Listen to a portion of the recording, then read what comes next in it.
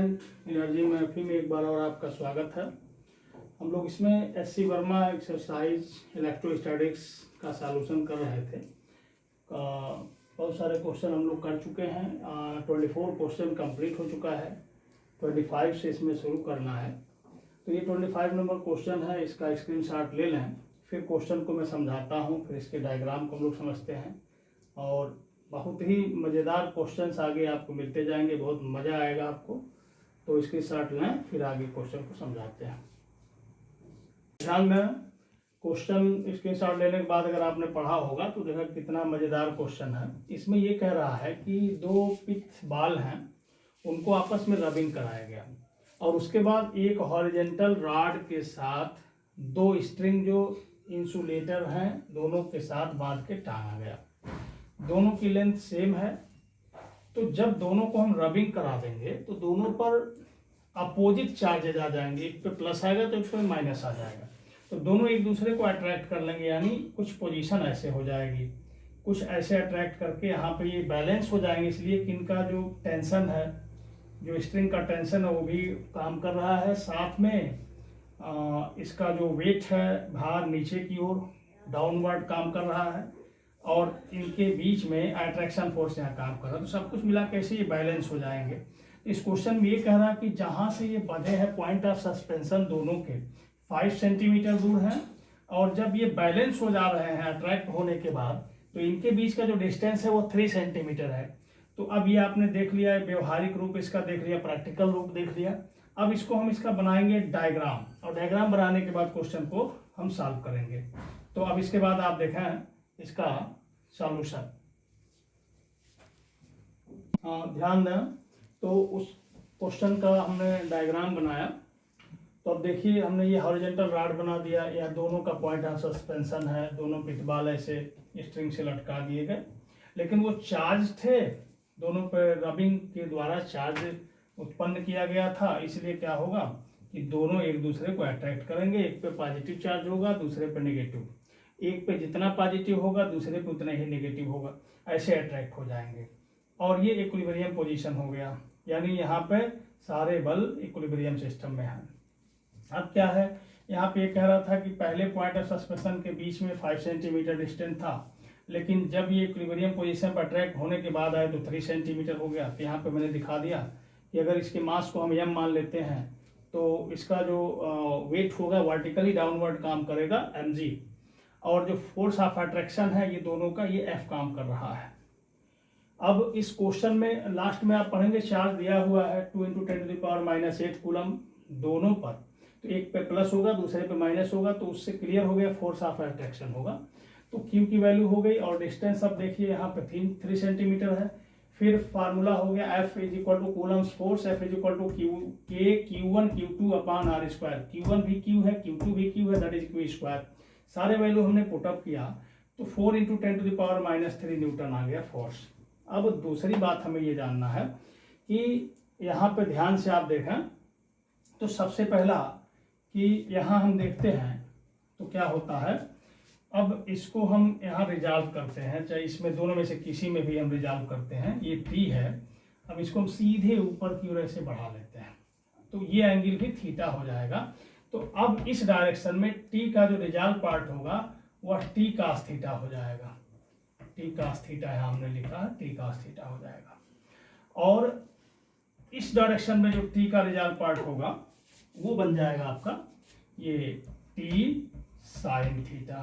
तो अब आप देख रहे हैं कि जो बैलेंस हो रहा कैसे कैसे हो रहा, ये वर्टिकली आप देखेंगे तो T cos थीटा और mg एक दूसरे को बैलेंस कर लेते हैं, यानी मामला साफ हो जाता है कि T cos थीटा = mg बन जाता है। This is equation number first.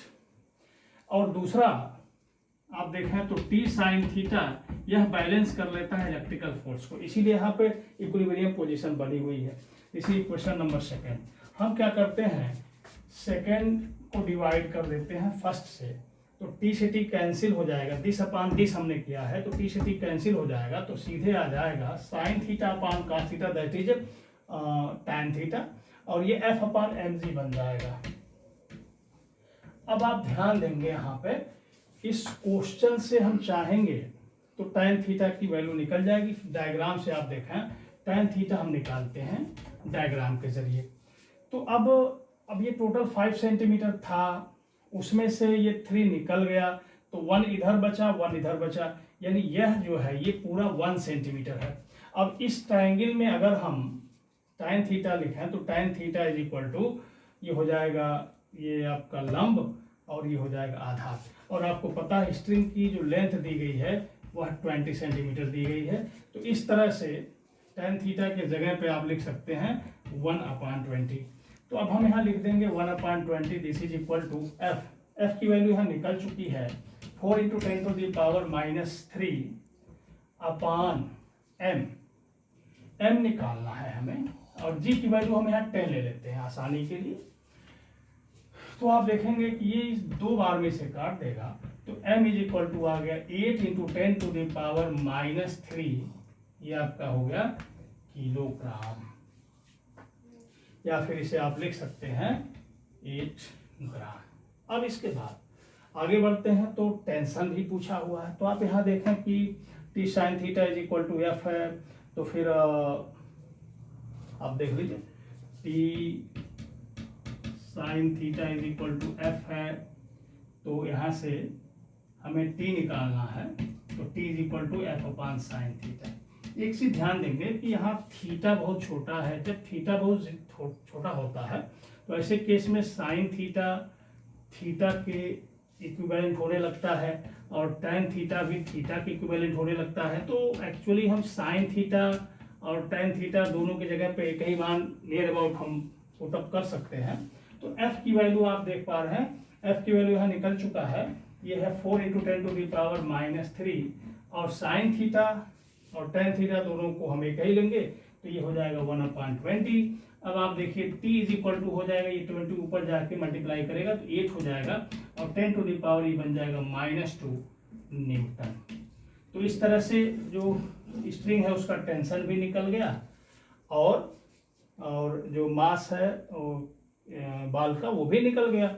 अब दूसरी बात ये थी कि अगर हम g की वैल्यू 9.8 लेंगे तो थोड़ा सा इसका मान और बढ़ जाएगा, जैसे कि 8.2 लगभग नियर अबाउट ऐसे हो जाएगा। तो आप इसका स्क्रीनशॉट लेना, बाकी फिर अगले क्वेश्चन की तरफ हम लोग बढ़ते हैं। तो ध्यान देना, पहले नंबर पर जो क्वेश्चन मैंने किया था वो क्वेश्चन नंबर 25 ना होकर क्वेश्चन नंबर 23 है। इसके बाद ये क्वेश्चन नंबर 24, इसमें देखिए ठीक वैसे ही है, लेकिन इसमें ये कह रहा है कि इसमें जो बाल हैं उनको एक ही पॉइंट से लटकाया गया और दोनों चार्ज हैं। तो जब ऐसे देखिए एक पॉइंट से लटका दिया गया, तो जब अब क्या होगा कि जब एक ही तरह के चार्ज है तो इसमें रिपल्सन होगा तो ऐसे ये दूर चले जाएंगे। तो इसमें यही कह रहा है कि हर जो स्ट्रिंग है उसकी जो लेंथ है 40 सेंटीमीटर है। जब इक्विलिब्रियम पोजीशन बन रहा है तो उनके बीच का जो लेंथ है, उनके बीच की जो डिस्टेंस है वह 4 सेंटीमीटर हो जा रही है। तो जो स्फीयर पे जो चार्जेज हैं उन्हें ज्ञात करना है, ठीक है। तो अब इसे हम क्वेश्चन को सॉल्व कर लेते हैं। अब देखें यहाँ पर डायग्राम हमने उसी तरह से बना दिया है। अब देखिए यहाँ पे जो ये भार है उसका mg ठीक नीचे काम करेगा, डोरी में जो स्ट्रिंग में टेंशन t ऐसे काम करेगा। हम ये एंगल थीटा मान लेते हैं तो ये भी थीटा हो जाएगा। इस तरफ t का रिजल्ट पार्ट इधर बन जाएगा t cos थीटा, और ठीक नीचे वर्टिकली डाउनवर्ड mg बन जाएगा। इस तरफ बनेगा t sin थीटा, इसका दूसरा रिजल्ट पार्ट, और जो इलेक्ट्रिकल फोर्स है रिपल्सिव होगा, ऐसे बाहर की ओर दोनों तरफ वर्क करेगा। अब हमें ये देखना है दूसरी चीज। अब देखिए यहाँ पे कि अगर हम यहाँ पे रिजर्वेशन के देखें, इक्विलिब्रियम पोजीशन को देखें, तो यहाँ पे आप बहुत ध्यान से देखें तो साफ दिख रहा है कि जो t cos थीटा है वह mg को बैलेंस कर रहा है क्वेश्चन नंबर पर, जैसा कि पिछले क्वेश्चन में हम लोगों ने किया था। और जो दूसरा t sin थीटा है वो इलेक्ट्रिकल फोर्स को बैलेंस करता है। फिर equation number second upon first कर लेते हैं, तो फिर t sin theta upon t cos theta, ये आपका tan थीटा बन जाता है। tan theta is equal to f/mg हो जाता है। अब यहाँ पे f की जो वैल्यू है, आपको पता है f की वैल्यू हम यहाँ लिख देते हैं। तो आप देखिए k, इस पर भी q चार्ज, इस पर भी q चार्ज, तो q1 q2 that is q square, और बीच का जो डिस्टेंस है ये हो गया मान लीजिए r स्क्वायर। तो अब हम यहाँ पे वैल्यू अगर हम रख देते हैं तो आप देखेंगे ये हो जाएगा K Q square upon R square M G बन जाएगा ऐसे। अब हमें क्यू स्क्वायर लेना है, तो अगर हम क्यू स्क्वायर बराबर निकालने की कोशिश करें तो Q square is equal to हो जाएगा यहाँ पे आर स्क्वायर, ध्यान देंगे Q square is equal to हो जाएगा R square M G tan theta upon small K, ऐसे बन जाएगा। और फिर अगर हम क्यू इज इक्वल टू निकालना चाहें तो ये अंडर रूट में आ जाएगा। अब हम यहाँ पे सारे वैल्यू पुटअप कर देते हैं और सॉल्व कर देते हैं। अब देखिए आर की वैल्यू अब यहाँ से हम लिख रहे हैं, आर की वैल्यू है 4 सेंटीमीटर और इसको हम चेंज करेंगे 4 into 10 to the power -2 metre. फिर देखिए यहाँ पे tan थीटा की वैल्यू देखिए, राइट ट्रायंगल बना हुआ tan theta is equal to यहाँ पे हाइट अपान बेस हो जाएगा। तो हाइट हो गया आपका, ये 4 इधर है, ये पूरा 4 है तो ये आपका 2 सेंटीमीटर है, this is 2 centimetre, 2 centimetre and that is 40 centimetre, 2 upon 40 and this is equal to 1 upon 20, वो वहाँ पे हमने निकाल दिया। और उसके बाद के की वैल्यू आपको पता ही है, एम दिया है इसमें 20 ग्राम दिया हुआ है, तो इसको हम लिख सकते हैं 20 to 10 to the power -3 kilogram. और इसके बाद फिर हमें क्या चाहिए, जी की वैल्यू हम लोग 10 ले लेंगे। अब इसमें वैल्यू हम रखते हैं आर स्क्वायर, अब इसका हम स्क्वायर करेंगे तो 16 इंटू 10 टू दी पावर ये बन जाएगा आपका -4 इंटू एम की value 20 into 10 to the power -3 into, अब देखिए जी की वैल्यू 10 और tan थीटा की वैल्यू 1 अपान 20 यहाँ लिख दिया, और बाकी के की value 9 into 10 to the power 9, इस तरह से बन गया। तो 20 से 20 कैंसिल हो जाता है और बाकी आप देखेंगे 16 का जो एलसीएम होगा वो हो जाएगा, सॉरी स्क्वायर रूट होगा वो हो जाएगा 4 और 9 का बन जाएगा 3 और बाकी आप देखें तो 10 to the power 4, 10 to the power -3, 10 to the power -7, ये ऊपर चला आया, ये भी माइनस हो गया, -16 का स्क्वायर रूट हो गया 10 टू द पावर -8 और उसके बाद यहाँ पे एक 10 बचा हुआ है, रूट 10 की वैल्यू 3.16 हो जाता है। तो अब इसे हम लोग सॉल्व करेंगे, तो देखिए यहाँ पे हम थोड़ा सा उधर लिख देते हैं यहाँ पे। तो अब देखिए ये आपका नियर अबाउट हो जाएगा 1.33 इंटू 3.16 और इंटू 10 टू द पावर -8।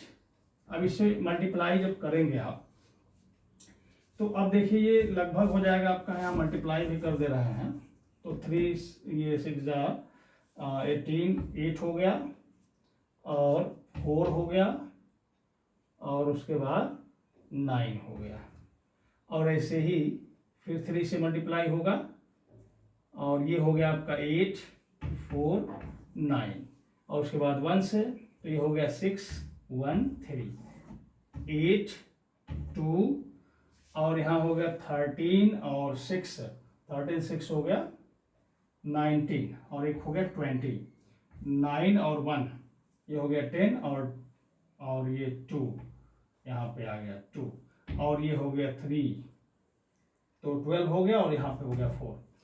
अब ये देखें आप 4.20 को 4.2 लिख दिया जाए इंटू 10 टू द पावर -8 ये आ जाएगा आपका कूलम, ये आंसर हो जाएगा। तो पर हर स्फीयर पे 4.2 into 10 to the power -8 coulomb का चार्ज हो जाएगा।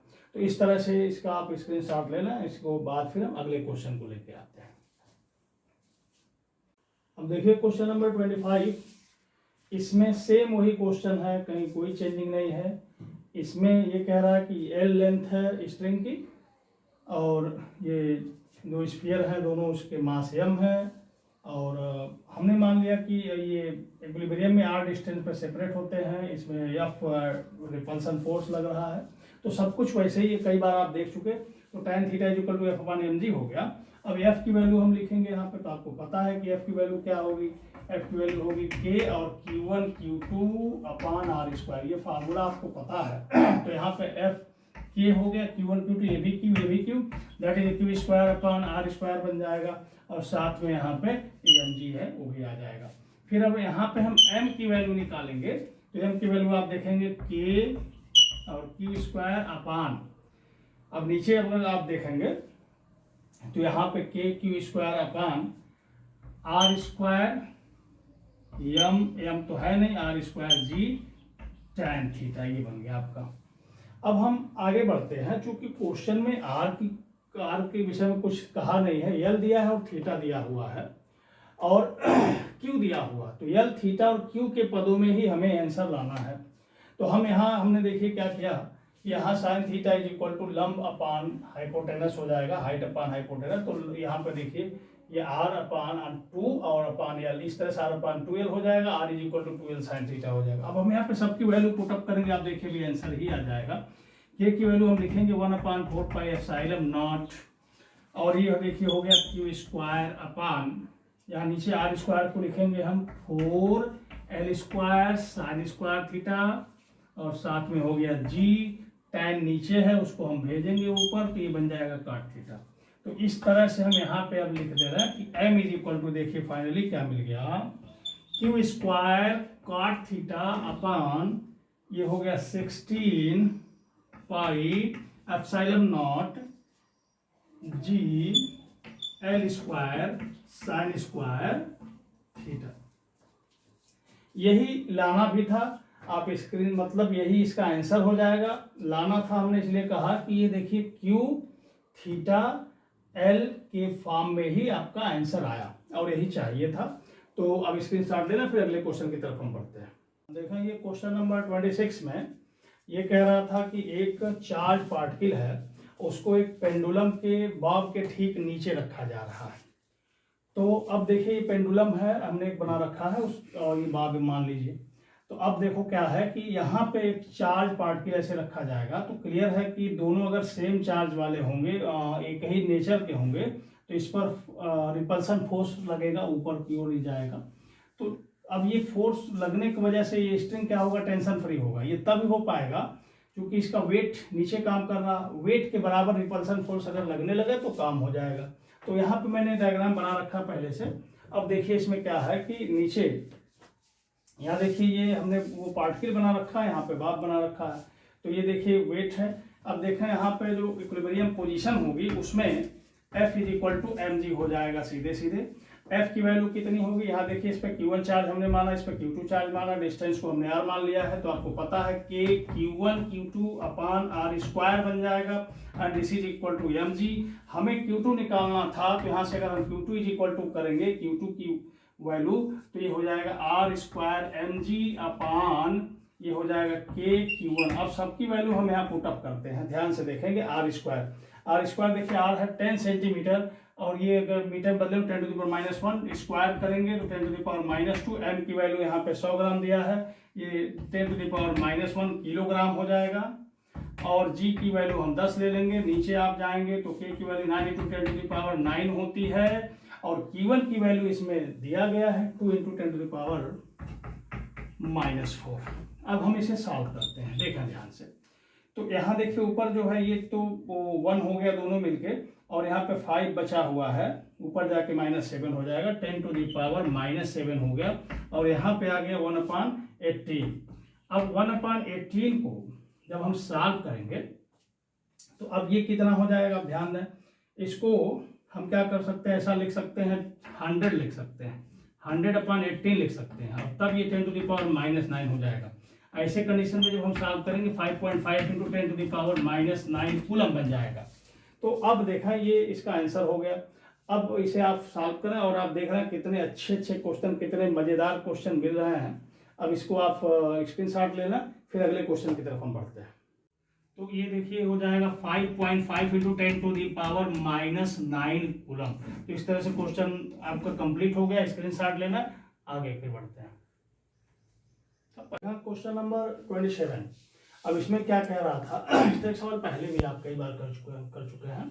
इसमें कह रहा था कि एक टेबल है हॉरिजॉन्टल और स्मूथ है, यानी उसमें कोई फ्रिक्शन नहीं काम कर रहा है, उसमें 2 स्फीयर हैं ए और बी, तो वो चार्ज एक पे Q है, दूसरे पे 2Q है।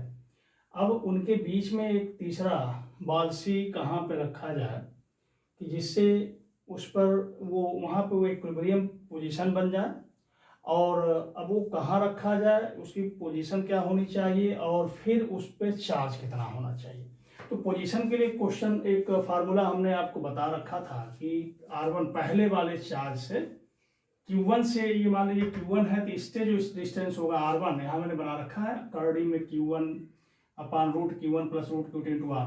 तो करड़ी में रूट Q है, ये इस पे चार्ज Q है पहले वाले पे, तो root Q and plus root 2Q, इस पे दूसरे वाले पे चार्ज 2Q है, सब स्पष्ट है वहाँ पे, और R की जगह पे D है यहाँ, ठीक है। अब इसे हम बहुत जल्दी से सॉल्व कर लेते हैं। Q हर जगह कैंसिल हो जाएगा, ऊपर 1 बच गया, नीचे हुआ 1 प्लस रूट 2 इंटू D।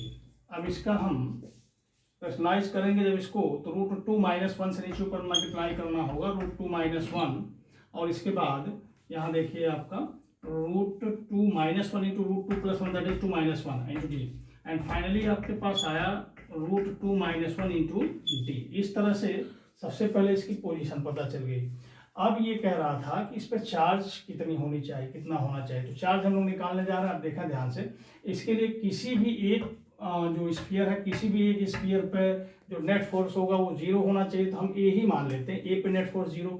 तो ए पे दो तरह के फोर्सेस काम कर रहे हैं, एक तो इसके वजह से और दूसरा इसकी वजह से।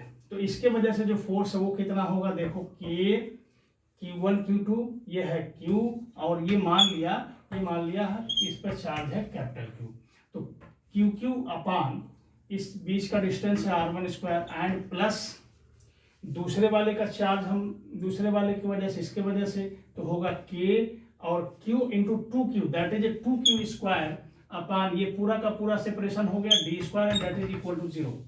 अब ऐसे केस में अब देखिए इसमें बहुत सारी चीजें K और Q खत्म हो जाने वाला है। यहाँ हमारे पास बचेगा Q upon R1 square and this is equal to minus यहाँ आ गया 2Q अपान D स्क्वायर, या फिर यहाँ से हमें निकालना था कैपिटल Q की वैल्यू, तो कैपिटल Q जरा देखिए ध्यान से कि माइनस 2Q अपान D square into R1 square. अब आप आइए यहाँ पे R1 की वैल्यू यहाँ निकली हुई है, ये वैल्यू हम यहाँ पुट अप करेंगे, तो माइनस 2Q अपान D स्क्वायर, और उसके बाद यहाँ हम लिखेंगे रूट 2 माइनस 1, और ये R1 की वैल्यू हम लिख रहे हैं D इसका square D square, D square से D स्क्वायर कैंसिल हो जाएगा। इसके बाद हम यहाँ पे लिख दे रहे हैं, तो Q इज इक्वल टू हो रहा है, आप ध्यान दीजिएगा, पहली बात इसका होल स्क्वायर, पहले तो माइनस रह गया, माइनस और 2, और इसका होल स्क्वायर जब करेंगे तो 2 plus 1 minus 2 root 2 into Q। अब यहाँ देखें आप ध्यान से, तो ये हो जाएगा आपका माइनस 2, और ये हो गया 3 माइनस 2 रूट 2 Q, और फिर ये फाइनली आपके पास आ गया माइनस, ये हम ऐसे भी लिख सकते हैं 6 माइनस 4 रूट 2 इंटू Q। इस तरह से आपका आंसर आ गया कि इस तीसरे वाले चार्ज स्फीयर C पर कितना चार्ज होना चाहिए इक्विलिब्रियम पोजीशन होने के लिए, और कितना इसका डिस्टेंस Q1 से होना चाहिए। ये दोनों हमने ज्ञात कर लिया, इसका स्क्रीनशॉट लेना, फिर अगले क्वेश्चन की तरफ बढ़ते हैं। देखिए इसके बाद क्वेश्चन नंबर 28, इसमें ये कह रहा था कि एक स्प्रिंग है, उससे दो चार्ज पार्टिकल जुड़े हुए दोनों एंड्स पर। तो बहुत सिंपल सा मामला है कि दोनों पर अगर सेम नेचर के चार्ज होंगे तो फोर्स ऑफ रिफ्लेक्शन काम करेगा, फोर्स ऑफ रिपल्सन काम करेगा, जिसके वजह से क्या होगा, दोनों एक दूसरे से दूर जाएंगे, तो स्प्रिंग में क्या होगा, एक्सटेंशन होगा इस तरह से। तो अब देखिए हमने क्या किया है कि यहाँ पे दिखा दिया स्प्रिंग का ये नेचुरल पोजीशन है, और जब बाल इसमें चार्ज पार्टिकल लगाए गए हैं तब फिर क्या हुआ है कि ये दोनों एक दूसरे से दूर गए, स्प्रिंग की लंबाई में थोड़ी सी वृद्धि हुई है, बढ़ी है, वो एक्स हमने यहाँ पे दिखा रखा है। तो अब इक्विलिब्रियम पोजीशन तब बनेगा जब स्प्रिंग पे जो रेस्टोरिंग फोर्स काम करता है वो इलेक्ट्रिकल फोर्स के बराबर हो जाए। तो रेस्टोरिंग फोर्स स्प्रिंग का F is equal to KX, आपको याद होगा, पढ़े होंगे फर्स्ट ईयर में। तो ये KX हमने ले लिया, इलेक्ट्रिकल फोर्स F ले लिया, दोनों की वैल्यू लिख दिया यहाँ पे। अब देखिए इसमें एक बहुत खास बात कह रहा था, अच्छा हमें X निकालने हैं, लेकिन यहाँ पे कह रहा था कि R is greater and greater than X, या फिर X is less and less than R, R की तुलना में X बहुत छोटा है। तो ऐसे केस में हम आर माइनस 2x को हम आर ही लिख सकते हैं। तब आप देखेंगे कि kx इज इक्वल टू हो जाएगा 1/4 pi epsilon naught and q square upon R square, क्योंकि दिस बिकम्स 0। अब देखिए हमें x निकालना है, तो x इज इक्वल टू आ गया 1/4 pi epsilon naught q square upon R square small के। अब देखिए यहाँ पे स्मॉल के ये फोर्स कांस्टेंट है, ये कूलम कांस्टेंट नहीं है, इसीलिए हमने यहाँ पे कूलम कांस्टेंट की वैल्यू 1/4 पाई एप्सिलॉन नॉट लिखा हुआ है। अब आइए x की इज इक्वल टू हम करते हैं, तो इसकी वैल्यू है 9 × 10⁻⁹ और q स्क्वायर, q की वैल्यू देखिए यहाँ पे है, तो स्क्वायर करेंगे तो 4 × 10⁻⁻16 हो जाएगा अपॉन। अब आइए आर स्क्वायर, आर की वैल्यू 10 सेंटीमीटर है, तो 10 सेंटीमीटर को आप चेंज करेंगे मीटर में तो 10⁻⁻1 होगा, स्क्वायर करेंगे तो 10⁻⁻2 हो जाएगा। अब के है यहाँ पे स्प्रिंग कांस्टेंट, ये है 100, तो यहाँ पे हमने 100 लिख लिया। अब देखिए बहुत सिंपल है, 4 × 9 36 × 10⁻। अब देखते जाए आप, ये तो पूरा खत्म हो गया। अब यहाँ जो बचा है 9 -7 हो जाएगा यहाँ पे, और जब यहाँ 0.6 कर देंगे तो यह -6 हो जाएगा, और ये आ गया आपका मीटर में। ये है आपका आंसर। तो इस तरह से आप अगर ध्यान दे रहे हैं तो बहुत अच्छे अच्छे सवाल इसमें मिल रहे हैं, कितना व्यवहारिक, कितना मज़ेदार, एक गेम के तरह से सवालों को करने में आपको लगेगा कि जैसे आप कोई गेम खेल रहे हो, बहुत मज़ा आएगा। आगे भी हमारे साथ बने रहें, आगे फिर देखें और अच्छे अच्छे सवाल हम लेके आते हैं। हम कर रहे थे SC वर्मा एक्सरसाइज इलेक्ट्रोस्टैटिक्स का, तो आगे क्वेश्चन अगर उसमें से आपको जानना है, समझना है, तो हम अपने तरीके से उन प्रश्नों को हम सॉल्व कर रहे हैं, बहुत आसान तरीके से। आप देखें, वीडियो को शेयर करें, चैनल सब्सक्राइब कर दें, जिससे अगले जो भी वीडियो हम बनाएं वो आपको मिलते रहें, और लगातार हम वीडियो बनाते रहेंगे। कई बार ये मैंने आपसे बता दिया, 100% सॉल्यूशन आपको मिल जाएगा। तो फिर अगले वीडियो में हम लोग मिलते हैं। धन्यवाद।